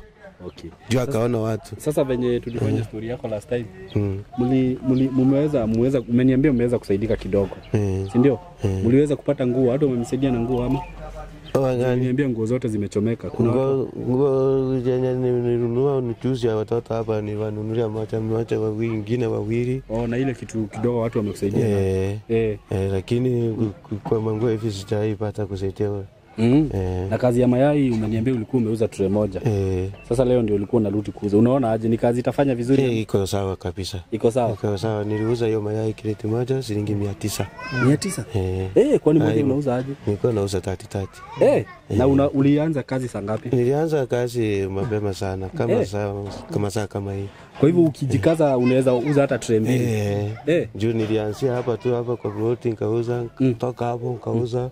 Kumbe watu wanipenda kufika huko kwa nini hata wengine hawakupata. Nikachukua sasa hiyo gari nikaweka kwa hiyo shamba yangu. Sasa hata ukiwa unauliza hii gari inakaa hapa bure bila kitu, nikamwambia hiyo gari kesho itachaza tena. Sasa kwa hali ya harakati kitambulisho sikuwa naye mashughuli hivi. Ukashughulika hizo vitu. Nikaona acha nishughulikie hiyo vitu.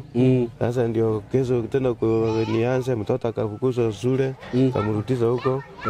Kaenda nikalalamika kwa nini sikuenda mkutano, nyumba ilikuwa imechomeka. Ndio sasa leo nikaamukia na watu walikuwa wananikandikia hiyo nyumba venye mambo inanielekeza ni vizuri sana na shukuru sana.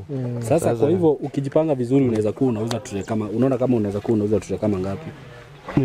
Siwezi kusema naweza kuuza tray ngapi, unajua biashara ndio yenyewe inajiuza. Inachileta kwa wakati. Ukisonga mapema labda unaweza uza kama mbili, si ndio? Naweza uza mbili hivi. Juu wakati nilianza najua hata saa hizi nikitoka itaisha, niko na imani ya Mungu itaisha. Juu hapa kwetu sioni mtu mwenye anauza mayai kweli. Sasa hiyo kitu hapa ni mimi mwenyewe niko hapo. Sasa naona nashukuru. Juu hata sasa hizi najua nikitoka watu wananiulizia mayai mna gani, nikamwambia nachemsha tu. Sasa Njeri alikuachia watoto wote? Njeri aliniachia watoto wake, alienda mtoto mmoja tu. Alikuachia, uko na watoto wa 6 sasa hizi? Wewe kuja. Sasa unaitwa nani karibia hapa? Unaitwa nani? Nanyu. Wewe unaitwa Nanyu? Sasa nilisikia jina Nanyu nikashindwa ni nani? Nanyu ni jina ya Kimasai? Ya Kisamburu. Ya Kisamburu. Kaka ndiko kabepata mtoto akiwa kadogo. Ulikuwa umeolewa? Mimi. Kwani unataka kuongea? Sina. Karibia hapa. Kwani unaogopa? Usiogope kitu. Mliachana na bwana? Ni nini alifanya?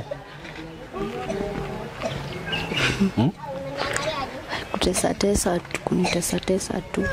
Uko na miaka ngapi? Sasa niko na 16. Uko na 16? Mtoto wako nilisikia kuna shida ya mgongo. Nikuulize aje? Last time wenye tulikuja si unakumbuka? Hao watoto brother zako wakiambiwa wadanganyane, wewe ulikuwa? Mimi hiyo siku ndo nilikuwa nimeachana na mwenye alikuwa amenichukua, hiyo siku ndo niliachana Sasa mimi hiyo mpango labda ikipango mimi sikukua. Lakini unajua kidogo vile kulikuwa kunaendelea. Tuabe ukweli, ulikuwa unajua, si ndio? Lakini kupanga mlipango, wewe huna makosa, ni kupangwa, si ndio? Walikuwa wamepangwa aje? Sasa hiyo siku akipangwa, mimi sikuwa nimepangwa. Hao watoto nilisikia walikuwa wamepangwa aje? Mimi nilisikia tu wakiambiwa mkiulizwa mama yenu ako wapi, mseme mama yenu aliwaacha mkiwa wadogo. Hiyo tu ndio mimi nilisikia. Na sasa ni mama yako alikuwa anawaambia hivyo? Si mamangu. Mamangu already siku alikuwa ameendaga. Lakini si alikuwa anajua venye kunaendelea. Wewe sasa unanidanganya pia wewe. Niliambiwa mama yako alikuwa kwa hiyo nyumba. Mamangu hiyo siku asubuhi alikuwa ameshaenda. Lakini walikuwa wameambiwa wakiulizwa waseme mama yao aliwaacha wakiwa wadogo. Sasa mama alijua hiyo story? Mama, si ni hao ndo walipanga. Mimi sikuwa wakipanga, lakini najua walipanga. Ni wao walipanga. Sawa basi, wacha nitakuongelesha, si ndio? Mlete John. Yule ndio mtoto wako, nitakuja tutaongea. Huyo brother yako mwingine ako wapi? Huko nje. Mwambie akuje. Ndio mwambie akuje kunywa chai. Kimbia. Mwambie mimi namuita. Mwambie anaitwa na dad, si ndio? Kimbia kabisa. Kimbia. Sasa tukitoka hapa nataka tuende unionyeshe. Umeniambia watu wameweza kukusaidia kidogo. Ni watu waidhi wote? Oh, watu wameweza kusaidia kidogo. kabisa. Na uko sasa mahali unalisha hizo mashamba. Hapo ni umepewa ujenge ama? Okay. So umejenga, saizi umejenga nini? Nimejenga nyumba ya matope. Nimekandika na matope alafu nimeweka chumi nyole. Oh, sasa unataka uhamia hapa uende hapo? Juu huko naona ni vizuri ni kwa shamba. Mimi ni mkulima, nimepata kuku hata nijenge huko. Okay. Niweke huko vitu kama wakulima wengine wenye wako huko. Ni mbali sana tukiwa hapa? Ni karibu hapo Karatu. Si tunaweza enda hapo unionyeshe. Hata ndio tuone venye unajenga. Ndio niambie watu wanaweza kusupport na 1,000, 2,000 at least tuweze kumalizia. Mabati. Ndio watoto wa mabati ndio imebaki. Na nyumba moja tu ya watoto. Na nyumba. Sasa uko na watoto 6.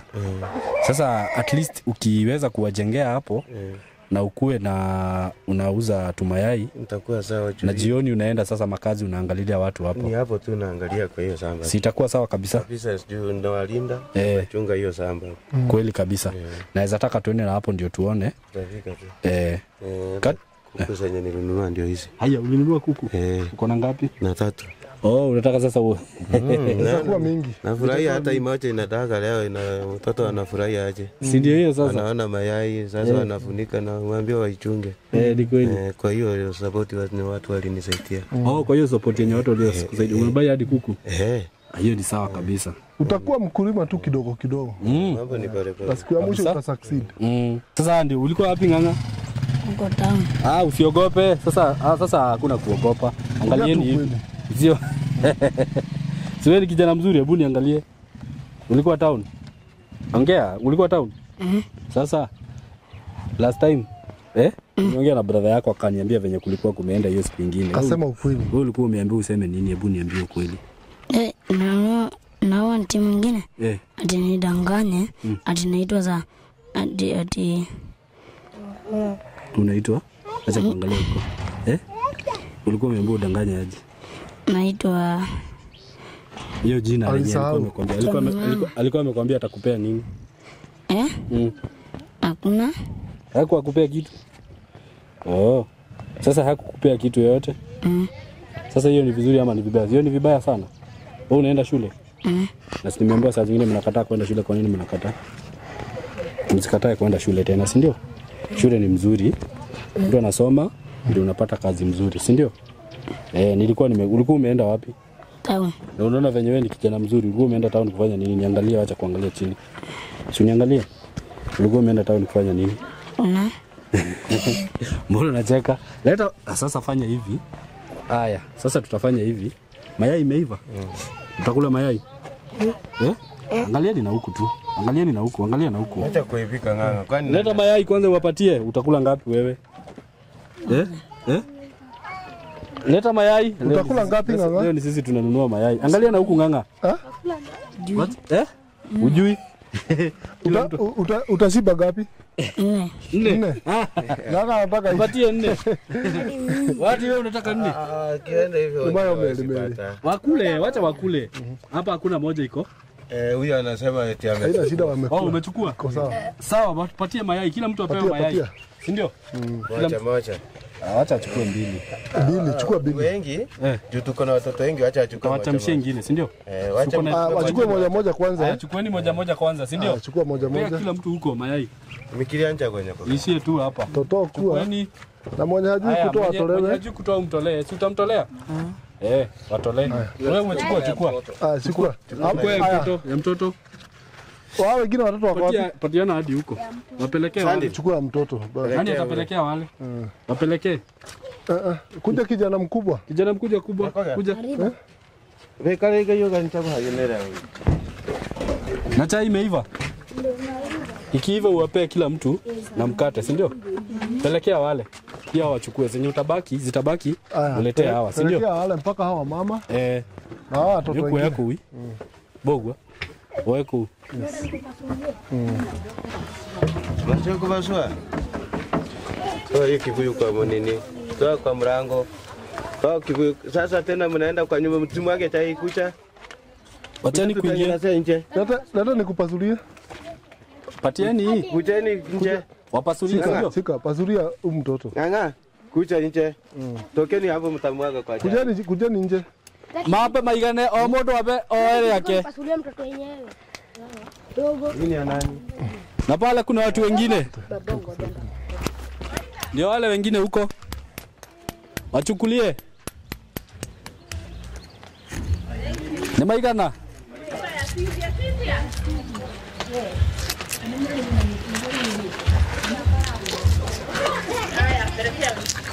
Haya pale kuna wengine. Kitu kingine chochote ndio hatuna. Wewe leta chumvi. Leta chumvi. Hii ni ya nani? Yangu. Yako? Leta kaka chumvi. Na ulete ya Njago nimtengenezee. Kaka chumvi kidogo, usiweke mingi. Imetosha. Mwingine? Leta shika hapa. Leta mwingine. Na Jagwa achukuliwe. Mmechukulia Jagwa? Acha changa. Nani hajachukua? Zimebaki. Producer umekula? Pea yule moja. Hata yeye. Na si ungekuwa umechemsha mingi sasa. Sasa unaona hiyo stock tungemaliza tu saa hii. Sasa nilikuwa nachemsha kidogo. Hii ni ya nani? Haya na mimi nichukue moja. Wapi chumvi? Wabogo. Waya itubi. Atata mape mali. Haya sasa. Hizo zimebaki. Patia huyu. Nani hana chumvi? Alikuwa ameambiwa. Ni watu igua. Una chumvi. Na huyo mwingine, huyo ng'anga apewe ingine. Na sasa hizo zingine kule mtajua venye. Patia baba yenu atajua venye ata. Na mimi nitakula. Weka baba yako atakula. Ine.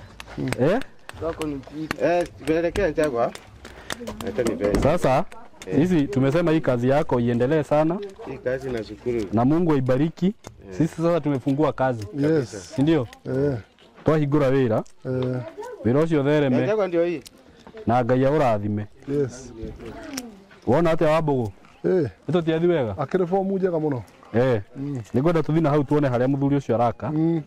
Nijue nawe no uhutio uge ni ukumugurira ibati rimwe. Au ane hena bata muno. Njue nduri itheru. Iko wapi chumvi? Chumvi. Na no yere tuthi na haria riri. Mutumia uria na haria araikaraga niguo tuone nyumba ĩyo araikaraga. Na nitengenezea hiyo watoto upende. Acha tufike huko. Alafu Mariba. Mtengenezewe chai? Na mkule na mkate? Na mpe hadi wale. Sawa? Mpe kila mtu. Niosee hiki chiko. Tunakuja. Sasa utafanya hivi. Hiyo sasa bill utatuhesabia tukiwa na Wambogo ni sisi tunalipa. Sasa chemsha mayai ingine upeleke. Si ndio? Si tunafika kwa shamba kwanza.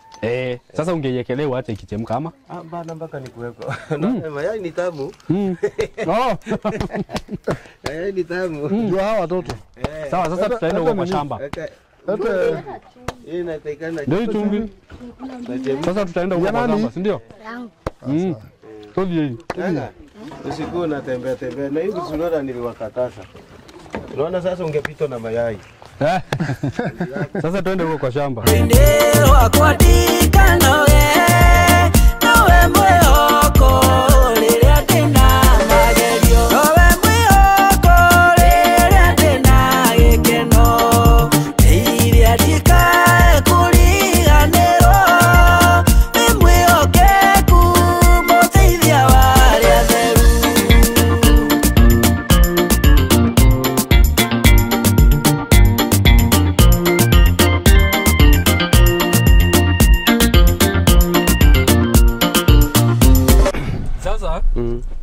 Ati hizi sasa hizi mashamba ulitoa wapi?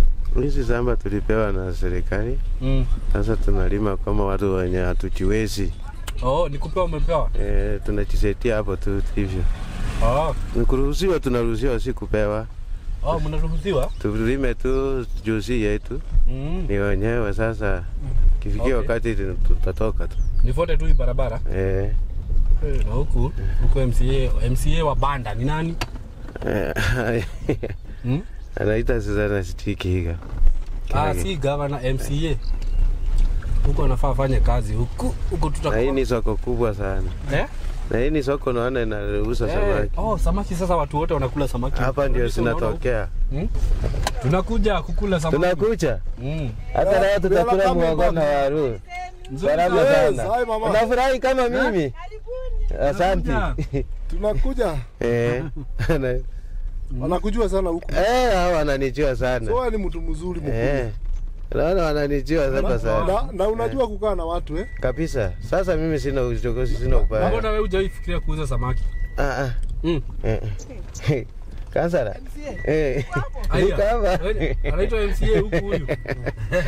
Anajulikana Kansala. Aya pole. Wanakuita MCA. Wengine MCA, wengine kulia hivyo tu. Unaitwa MCA kwa nini? Sasa mimi tinachunga masamba na chuo kuoperate mambo. Wewe ni mtu wa watu. Sasa ndio wananiita MCA. Wengine Kansala. Ati unaniambia kwa nini wewe hujafikiria kuuza samaki? Samaki? Sikupata hiyo kibali. Wakati nilikwambia, wakati niliingia kwa masamba. Sasa nikawa kusituka tu nikapata hela kwa samba. Na samaki nayo kufua. Ni vizuri lakini ni kasi tena. Juu kiboko inaua watu. Sasa kuingia kwa maji ni riski kama huna boti na ukitembea na mguu ndio shida. Tena lazima sasa nikaona hiyo nikaogopa, nikaona afadhali. Alafu ukiwa mvivu lazima ukuu unajua kuswim. Kwa sababu ni kesi hiyo boti ina mvuvi.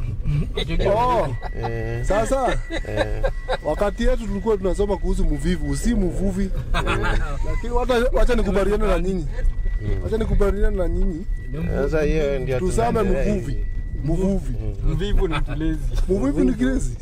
Mvivu ni mwenye ana nguvu. Na wewe mkulia inaonekana wewe ni mtu wa watu, kwa sababu kama ni wewe unawezana na hawa Kukuyu. Hai Wakikuyu wananipenda. Hai Wakikuyu. Sasa unajua, acha nikwambie ndugu. Heshima ni kitu cha maana, kitu cha kwanza. Ukiheshimu watu, unaheshimika hata wewe na kazi yako inaendelea vizuri, maisha yako inaenda vizuri. Sasa usipokuwa na heshima, huwezi kaa kwa watu. Kitu cha kwanza ni heshima. Kuheshimu watu, majirani, wenye mnapatana nao mandugu, mnaelezana vizuri, unawaelezea 2 3, unawafurahisha. Sasa hapo hata ukipata sita, huwezi kuogopa sana. Lakini sasa ukiwa una amani na watu, una nini hivi, ndio unachukiwa. Ni wengi hapa wananipenda, wengi kabisa. Na shukuru Wakikuyu wako sawa. Juu sijaona ubaya wake, wacha nichokosa. Wananisaidia hata shule nikilemewa, wengine walikuwa wananisaidia hata wao wakulima tu. Ukilemewa na kulipa shule? Naambia wakulima niipe, nitachungia. Na huko wanalima nini sasa? Hapa? Hapa wanalima warui tu hivyo, vitu. Vitu mboga, makunde, managu. Na huko kwani hiyo lake iko wapi? Hii lake ndio hiyo inafucha mpaka hapa. Inakujanga hadi hapa? Hii ni lake inafucha mpaka hapa. Hii ni lake sasa. Okay. Imeanzia wapi? Imeanzia huko mahali tulianzia mpaka hapa, hiyo yote ni lake mpaka hapa. Sasa unaona vile sasa ikikuja hadi hapa sinaharibu chakula za watu. Si ndio inaingia hata huko chini masamba ilikuwa ndio tulikuwa tutahamiza. Sasa hizi imeanzia wapi? Imeanzia pale kwa zile miti? Hapa ndio inaanzia hapa. Hiyo penye unaona hapa maji. Hivyo ndio lake inaanzia. Penye unaona minyore imefika. Hapo ndio lake inaanzia. Juu hapo kianza hapo ni lake mpaka. Sasa kinyesha wenye wamejenga huko wanafanya nini? Ikija maji chacha ifike hapa.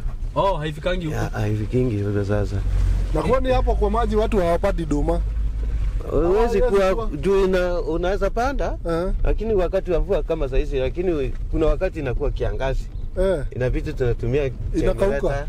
Unakauka kabisa. Na mnasaidiwa na hii maji ya lake? Hapana, sasa hizi tunasaidia na hii maji ya lake. Lakini mara mingi tunachimba kisima. Tunatoa maji kutoka chini tunanyunyizia. So maji haiko bahari. Iko mbali kama futi 15, 16 hivi. 20 unapata. Na inatoka maji mingi Sasa ni ya chumvi ama ni maji fresh? Ni ya chumvi. Hatuwezi kunywa. Kwa hivyo sasa huku mtu akikuja tu unakuja unajichukulia kashamba unaanza kulima. Mpaka ukaenda process, kuna ubisi huko. Unapigwa picha. Unaacha passport huko. Ndio unajiandikisha hapo. Ndio mambo ni process ni mingi. Mpaka ndio ujulikane sasa wewe vyenye unakaa ndio unakuja. Na si uende kufanya hivyo upatiwe kanini kashamba. Hapa. Si ndio yako sasa nilipewa. Ulipewa sasa hako nikaa. Kwenye sasa wale tulihamizwa na maji kutoka huko chini. Tukakuja hapa tukapambana, serikali ikatupea. Sasa tukakuwa tunakatana kidogo tuko wengi. Sasa hako. Hako kashamba utakaa hapo hadi lini ama umepewa for nini? Mpaka wakati serikali sasa itaamua. Hapa serikali itawafukuza. Okay. Tuingilie hapa sasa. Wapi? Hapa. Hapa. Muombe Mungu ndio at least serikali ishikwe na huruma. Na ile utu tu mpewe hapa, mpewe title. Mungu ndiye tunaomba hivyo tu. Ndio. Naona inatusaidia watu hapa. Kulima, watu wanalima, wanapata mboga, wanauza. Ndio. Na huko kumefenziwa na stima ni kwa nini? Hapo sasa ndio mwisho. Mwisho wa pipeline kuelekea pande ile. Sasa hatufiki hapo, ndio tunafika. Tunakuja hapa kuelekea huko, tuwezi kuvuka. Sasa huko ni ya mwenyewe. Hapa gari itapita. Inaenda mpaka ndani, mpaka huko chini kabisa. Tulichora barabara yenye natosa gari. Mungu akisaidia tu hapa mpewe title sasa, unaona mmepata mahali penye. Kabisa, na hapo hiyo gari mbele inasimama sasa, ni mbele yake. Ni mbele hapo. So hata mkijenga ni sawa, serikali haijakataa mjenge. Sasa kujenga hiyo, serikali itatuamulia kujenga nyumba kama permanent, lakini hiyo ni nyumba tu ya kuchikingia, kuchunga kama wakati wa mvua ikinyesha, unachikinga hapo. Wakati sasa kama uko na vitu vyako unaweka hapo. Kifuri unasafu muziki, unaweka maji ya kunywa hapo. Sasa ndio tunaweka hivi nyumba hivi, si ya kwamba tulikubaliwa ya kujenga na serikali. Hawa wamepaka kwa barabara ama tutaacha tu? Utawaambia watoke juu sasa. Ni hapo mbele tunajua. Hiyo ndio huyu wanajenga hapa.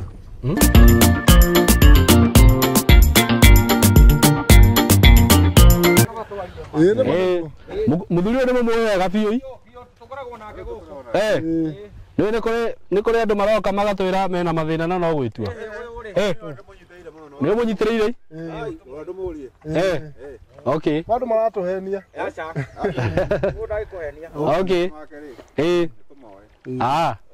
chonjo na må tikamå rekie bado sasa Mukuria, unaona sasa unaona watu wanakujua vizuri huko. Mimi nakwambia si mtu mbaya. Okay. Bibi tu ndo nishinda. Bibi ndiye shida. Sasa utamrudisha? Ukijenga hapa. Siwezi enda kumfuata. Juu sasa asipokuja mwenyewe. Hiyo sasa ni pole pole. Penye asiri taenda na penye Mungu ataambia. Sasa shamba yako ni hapa? Shamba yangu inafikia kwa Coast. Inafika wapi? Hapa. Si yote. Ndio nakwambia tulikuwa tunapewa kadogo ni wengi tupate. Imefika hapa. Hapa mboga yako hebu kulia waka ni mwenyewe. Acha uongee na hii yangu. Hii yangu iko loud. Sasa shamba yako sasa imefika hapa. Hapa.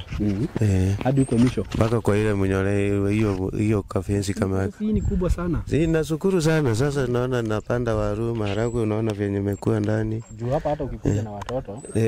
Watapata mahali pa kuchezea. Wewe unacheza Nairobi ukiwa na kiwanja kama. Sasa ndio nilikuwa nasema hata nikipata mapati nikanyumba kingine niweke hapa hivi kangu na kwako. Huko ile kuku sasa nikuonyesha niweke huko hivi. Utembee pale kwa nyumba. Yes. Like hato mwaringi. Ekatule kitu mwaringi. Watu kamera ile dakika shiga naona toke hapo leo. Acha tu nikubebe.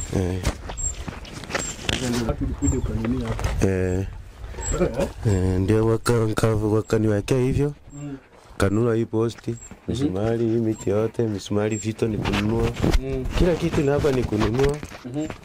Sasa ndio kafikia hapo sasa jana ndio nikaona wacha niweke hii minyole. Hii minyole ndio nilikuwa najifunika hapo. Hapo kwa mti hapa. Ulikuwa unalala hapa kwa mti? Sasa nitafanya nini? Juu hapo nilikuwa nalala. Ni usipolala kinyati inakuja na kula hivi vitu yote inaisha. Nini kiboko? Kiboko, nyati inakula na fyake na. Kuna hadi nyati? Sasa ndio maana naweka hii yote. Sasa utakopa acha naona nawasha kamoto hapa. Kakiwaka nafukuza hii vitu. Sasa wewe unaangalia mashamba yote iko huku? Naangalia kuanzia hapo kwa hii barabara hii. Mahali tumepaki gari mpaka kwa ile. Sasa kuanzia huko tena mwingine hivyo. Sasa tunapangana hivyo. Sasa mimi nilipigiwa simu nikiwa hapa. Ukiwa hapa ndio nilipigiwa simu. Sasa wewe ulingangana kuvuka kwa hizo mashamba. Kukata hii mashamba kufika huko nilikuwa nimechoka sana. Ni mbali. Sasa hii ndio kasamba kangu. Ni watu walinisaidia nikafikia hapa. Na ile kuku nilinunua 3. Nafurahi tena. Sasa mahali nilifikia nikaona wacha niweke mnyore. Sasa una plan kuhamia huku lini? nikipata kama hiyo mabati na nyumba ikauke, ndio naweza kuja ndio nitenge hata mahali ya kuweka kuku hapa hivi. Sasa ndio nilikuwa na test miti ingine ndio hiyo imepakia. Na niweke kwa nyumba kwa watoto hapo hivi. Juu niko na watoto wengi, unaona watoto 6. Hata ni wasunda hapa. Ya kuweka maji itapatikana na kulala, lakini ya kukaa mgeni hawezi kupatikana. Mabati moja ni pesa ngapi? Sasa nasikia sijachua, lakini nasikia ni 1,200 hivi. Mabati kwani nimepata na lakini sijauliza. Unalingana ni gani? Lakini I hope ni ile mzuri ya nini? Kuna mabati mzuri. Ile mabati ya nimejua hata tutataja jina. Nimejua tu. Ina range hiyo bei. Mabati ifuatilia futi gire na anu tuweti. Mabati mega maisha kana dumu sasa. Sasa nimeona mahali. Sasa anyway hii story yako kila kitu tunaona ni legit na ni vizuri umenileta hadi hapa. Sasa hata kitu yenye naweza taka kuambia mtu mwenye anatuangalia. Tulisema ni vizuri saa zingine ni wega gutaburukagia guoko. Yes. Kuri andu aria marabatara uteithio witu. Yes. Na from the beginning tumekuwa tukifuatana na huyu mzee na tunajua alichomekewa. Tulienda hadi mahali alichomekewa. Hata saa hizi tutaenda hapo ndio tuonyeshe watu wenye hawakuwa wameona hiyo story nyingine. Muone mahali alichomekewa. Na venye alichomekewa unaona venye ametia bidii at least hizi ameweza kupata mahali huko. Tumetoka mmeona mahali anaishi. Wanaishi kwa kanyumba kadogo sana wakiwa watoto wake 6. Kanyumba kadogo sana, wanapikia huko, wanalala huko. Sasa at least wakakuja hapa at least kuna nini, kuna hena miaramano. Hena miaramano.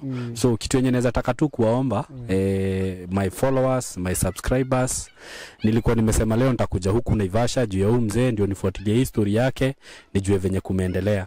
Naweza taka tu tumsupport. Last time tulimsupport na ile kidogo tu mlimsupport nayo ndio ameweza kufanya hivi na akaweza kununulia watoto nguo juu alichomekewa na kila kitu. Na saa hizi unasikia kakazi kake kakuuza mayai.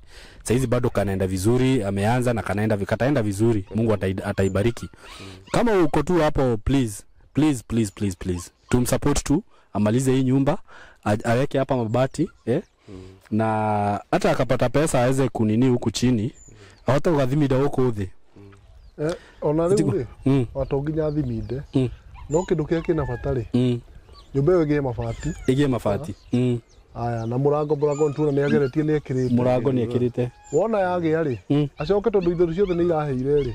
Apate vyombo za kupikia. Ni kweli. Zingine za sahani, vikombe, vijiko, kwa sababu ilisha kila kitu. Ni kweli. Mbona hapo umechimba shimo? Ndio hiyo mlango ifunguke. Mlango ifunguke ni kuchukua level ya hii nyumba sasa penye. Na nyumba siingeenda juu kidogo mlango. Enda juu sasa hapo ni msituni, kienda juu pepo inaweza kuchi. Sasa hii shimo itakaa hapo. Sasa hii shimo ndio nitachimba hiyo level, ndio itakuwa level ya nyumba. Sasa huko nyumba utachimba. Nimeshika. Sasa hiyo ndio itakuwa level ya nyumba.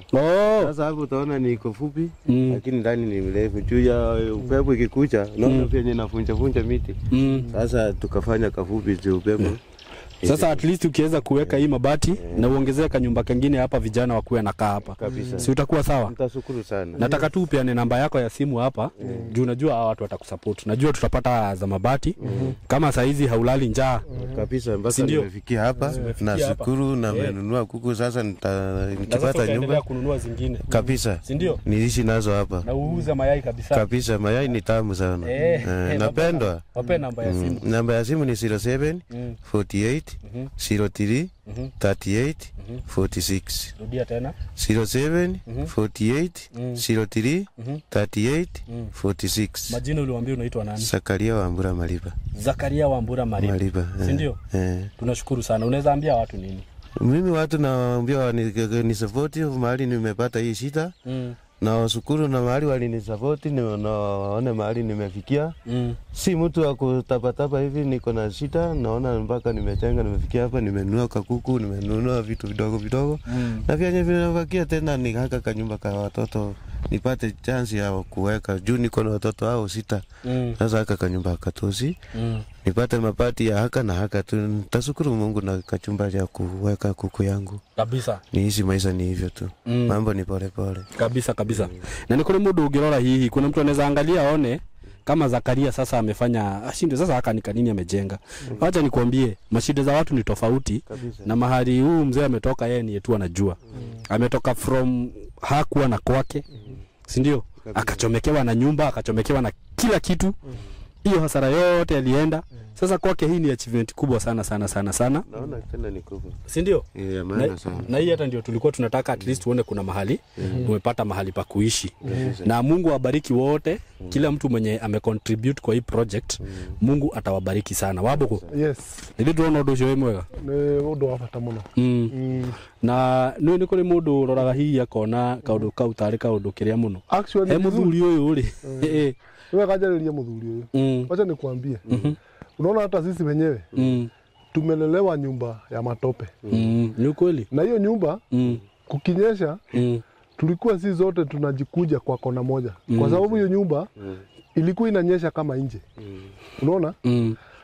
Hiyo nyumba tuliishi kwa shida sana. Ni kweli. Wacha nikwambie. Unaona mahali Mungu anakuelekeza. Shika.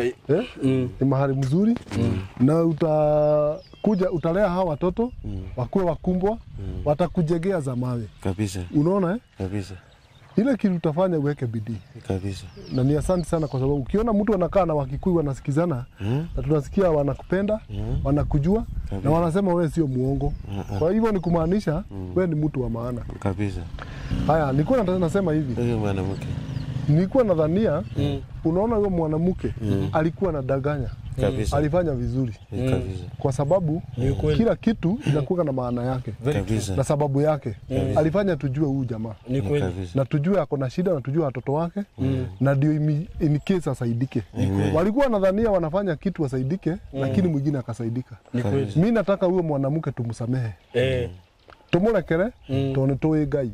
Na in case undu uria njui Kabiru. Mundu o wothe mundu wanja mwana wake ndangirarira niguo na ngirarira muthenya umwe ndangirarira wa keri ageragia jucini uria othe akuhotithio ni Ngai ni wanyita ona mwana wake gia kuria nima tukuga ahenanagia ni thina na ahenanagia nigetha one mawega no kuhenania gwake ri ni gwatuma mundu ungiateithe na ciana icio citeithike koguo ile kitu mimi nataka kusema tusamehe hao hata huyo Jerry tumsamehe. Lakini kile kitu tunataka kusema kama kuna mtu yeyote yako hapo kuna watu wanajua wako na utu unaona na wanataka kusaidia. Kama uko na kitu yako hata kama ni 200 itasaidia huyu. Ni kweli. Itamjengea, itaweka mabati na hao watoto watarudi shule, watabaiwa uniform na chakula na mambo mingi. So hata kama ni 100 ama 200 ama 1000 mwenye atashikilia huyu mtu ajue amefanya kazi ya Mungu. Kabisa atambariki. Thank you. Amen. Yes. So God bless you so much. Na hata mimi nitasema kama wewe Wambogo, huyo Gladys mimi hata sina hata venye tulitoka huku nilipigia tu mama wa kijiji nikamwambia nyinyi hiyo maneno venye mtadili nayo dilini nayo mimi sitaki kunini sitaki kujichafua na sitaki kubebanisha vitu ati nishinde kama nimefuatana na yeye lakini nilitoa warning kwa watu kama uko hapo unataka kusaidia kuja tuambie ukweli. Ongea ukweli kama venye huyu mzee ameongea ukweli. Na saizi hata nilisema mtu yote anataka usaidizi kupitia kwa Saimo K lazima nikuwe naenda kwa ground. Tunafanya kama venye tumefanya leo. Unaona hata watu wa kijiji wanakwambia hiyo ni kweli. Huyo mzee sio kukuja kudanganya watu hapo. Si ati kukuja studio unakuja unaongea story hapo alafu unaenda. Na tena nikikushika sasa nitakuchukulia hatua kali. So niseme venye tu umesema huyo mwanamke alitumika na Mungu ndio Mr. Zakaria asaidike. Juu kama huyo mwanamke hangekuwa si hatungejuana na wewe. Hata tunafaa tumtafute leo na tumwambie asante. Unafaa umtafute umwambie asante. Ulifanya nisaidike mahali. So I think venye tu umesema ni the right thing. Na sasa huyo bibi yako mwenye na akirudi sasa wewe utajua venye utakaa na yeye. Kitu kingine niongeze hapo Saimo. Ni vizuri hawa watu wanjue. Kama unakuja kudanganya kwa media ni vibaya sana. Kwa sababu huyo mtu unategemea kusaidia kupea 100 yake 200. Yeye anaamuka mapema. Anaenda kufanya kazi. Kweli. Anaamuka saa 11. Anakosa usingizi. Anaenda kutafuta hiyo 100 ndio akusaidie na hiyo pesa. Na wewe unakuja hapo kudanganya na ule mtu anakusaidia si ati ni mtu help. Wengine ukiangalia Hakuna shida kaa wewe. Ukiangalia wenye wanasaidianga, wanatumaga 100, 200, 50. So ni watu wako na shida pia wao. Si ndio? Na wanafanya kazi ngumu. Na unakuja kudanganya. Unaumiza wengine. Sio vizuri. So ni vizuri watu wajifundishe kuongea ukweli. Thank you. So I think tutamalizia hapo for na mimi Saimo nitaongeza mabati 2. Okay. Na mimi najua Mungu atasaidia. Ni kweli. Wengine watajitokeza, watasaidia ujamaa. Ni kweli. Thank you. Wambogo amenunua mabati 2 na mimi nitajua Kenya nitaongezea. Wewe mwenye uko hapo kindly to support huyu jamaa apate mahali pa kuishi na mahali pa kulala. Niseme Mungu awabariki sana juu mmekuwa mkitu support kwa kila project tunaleta hapa, niki-upload video, mnanisupport so much. May God bless you so much na wapenda sana na muendelee kusubscribe. Thank you so much.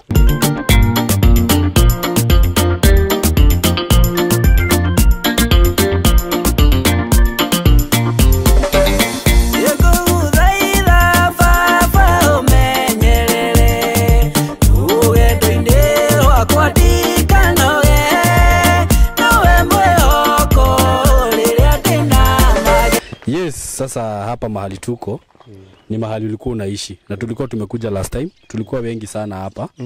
Na mtazamaji kama unavyotazama hapa, unajua sasa leo inabidi niongee na Kiswahili.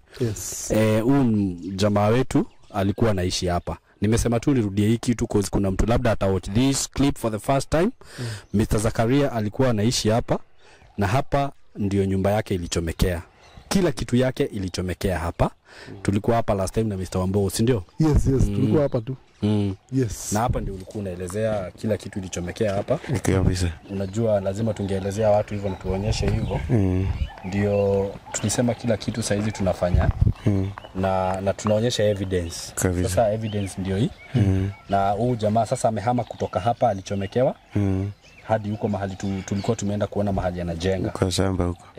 Lakini for the time being anaishi tu hapa karibu. So I think tukiwa tumeonyesha hivi kila kitu inakuanga poa kabisa. Si ndio? Yes. Adosha kona singea yeah na yoru shadi sheria wako ini waku tena kiregero.